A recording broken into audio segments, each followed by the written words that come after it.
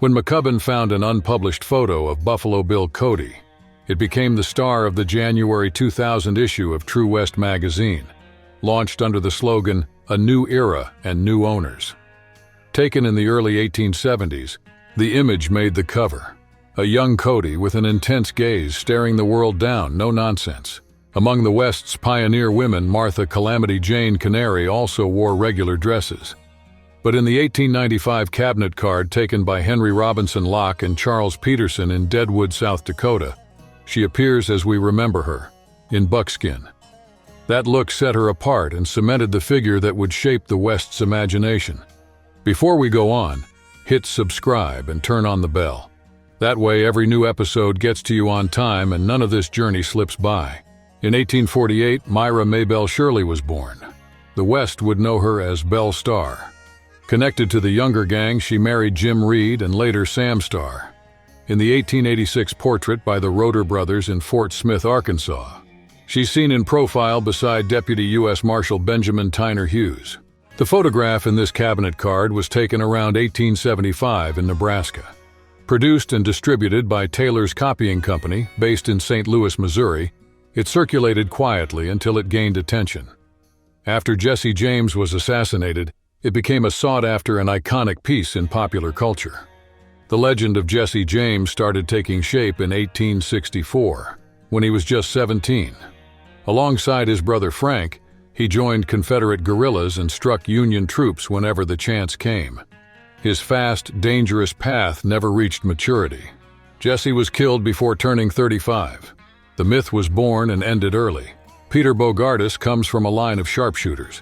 In his hand, he grips a Remington Model 1888 firmly. Another piece rests at his hip, ready. Mastery of firearms isn't by chance, it's inheritance. He got it from his father, known as Captain Bogardus, who passed down discipline and aim that shaped his story and destiny. In an 1880s cabinet card titled "The Real Cowboy Caught Alive," we see Cottonwood Charlie Nebo on the left, posing with Nicholas Janis, a French-American pioneer who settled in Nebraska Territory. Janis is widely cited as a descendant, and possibly brother, of Joseph Antoine. Among the most coveted items for Old West fans, from gunslingers to sheriffs, are original photos, verified signatures, and pieces with documented provenance. This Ben Thompson carte de visite stands out because it brings those three elements together in a single item, forging a direct link to history. In a photo from around 1865, Tiburcio Vasquez appears. Of Hispanic origin, he roamed the Old West for nearly 2 decades, leaving trails history wouldn't forget: stagecoach robberies, thefts, and raids. His image marks the start of a notoriety that would cross borders. Captured at the height of his manhunt, John Burwell R., the famous Texas Jack, started as a cattle driver on the Chisholm Trail. Fame there was just the beginning. After years in the saddle, he brought his skills and stories to the stage, turning his adventures into public spectacle. From cowboy to showman, his journey captivated audiences.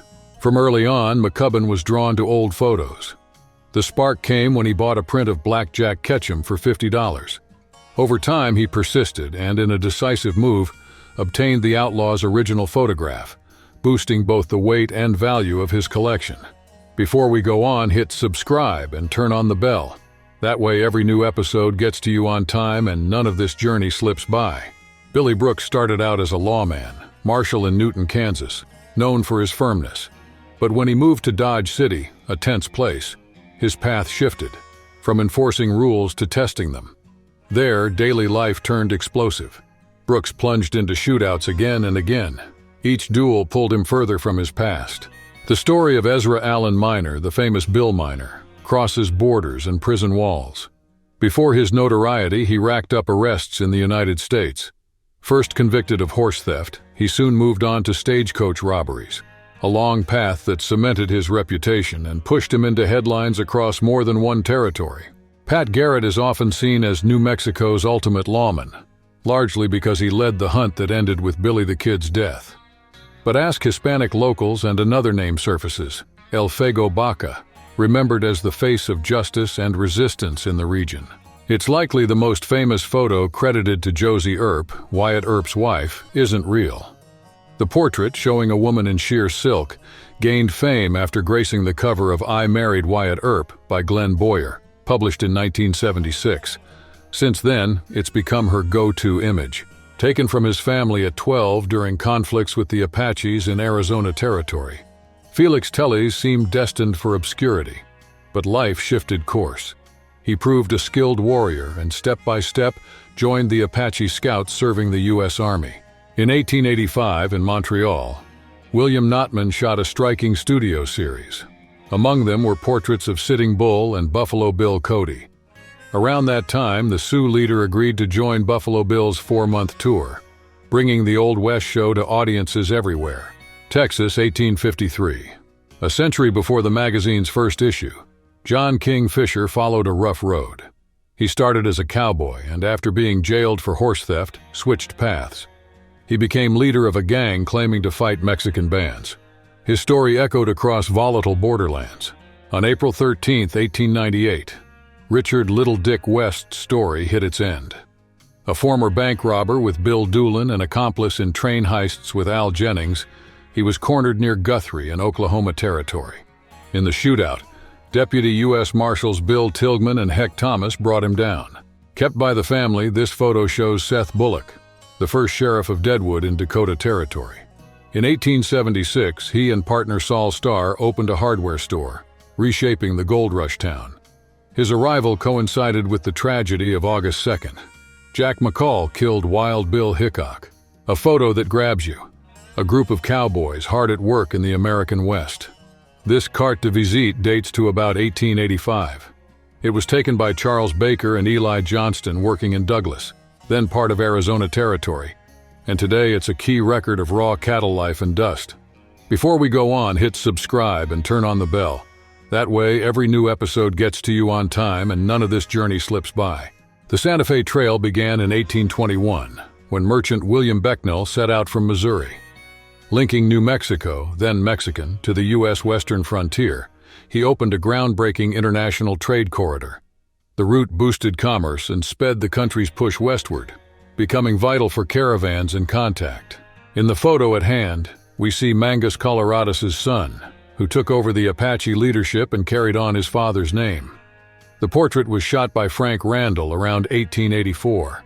The image brings us face to face with a historic figure remembered as one of the 19th century's most influential Native leaders. Dan Thrapp, an Apache Wars expert, devoted himself to researching and writing Al Sieber's biography, published in 1964 as Al Sieber, Chief of Scouts. Born in Germany, Sieber played a central role in the conflict, leading scouts under General George Crook. The book became a key reference on his work. Images from the California Gold Rush reveal a powerful Old West chapter. Among them stand out portraits of miners, even studio ones, that capture gestures, tools, and poses. These photos give a raw look into the journeys, dangers, and ways of life of that era. William Clark Quantrill left his mark on the American Civil War by leading Quantrill's raiders. At the helm, he used guerrilla tactics, moving fast, hitting weak targets, and launching surprise strikes, shaking Union forces and building his controversial wartime fame. In the 1870s, John Poe came to Texas and dove into buffalo hunting, grueling work requiring grit and deadly aim. Over time, he traded open range for law enforcement. Bringing that same discipline to public service, he earned respect as a man of order. Henry Starr, a real-life outlaw, took his own story to film in 1919. In the silent A Debtor to the Law, he reenacted bank robberies. A member of the Starr clan and distant relative of Sam, Belle Starr's husband, he was pardoned by Theodore Roosevelt after helping stop a prison riot involving Crawford Cherokee Bill Goldsby. Johnny Ringo's death became a key Arizona Territory mystery. The Tombstone gunman fell in 1882, and the question still lingers. Who pulled the trigger? The debate pits heavy names. Wyatt Earp and buckskin Frank Leslie rank among those claiming credit, keeping the case alive. Tom Horn crossed the Old West wearing many hats. He was a scout and packer in the Apache Wars, a top hand with a rope, a Pinkerton agent, detective, and bounty hunter. In Wyoming, he became a pivotal player in the Range Wars, where his reputation and legend grew. In 1887, Ned Christie was accused of killing a U.S. deputy marshal. The charge dragged on until 1892, when a posse gunned him down. Later, agents propped his body on a door and posed for photos, displaying him as a trophy before the Cherokee, a grim sign of the times. The featured photo is an 1878 carte de visite. Charles Baudry poses with his wife Manuela. The portrait, still showing bloodstains, ties to the siege at Stinking Springs on December 23, 1880, when Lincoln County Sheriff Pat Garrett and his men opened fire, sealing Baudry's fate. In a photo from around 1850, we see a bullwhacker, someone who drove freight wagons by whipping oxen forward. Men, and sometimes women, kept the caravans moving through long journeys. By hauling goods across vast routes, they fueled the economy and cleared the way for new trade. Between 1835 and 1885, 49 former Texas Rangers profited in the scalp trade in northern Mexico. Hired by the government, they worked as private forces against Apaches and Comanches. These scalp hunters, like the mercenary pictured, were paid per victim, with rates varying by age and gender. We've reached the end of our video. Subscribe to our channel and leave a comment if you like the content. See you next time.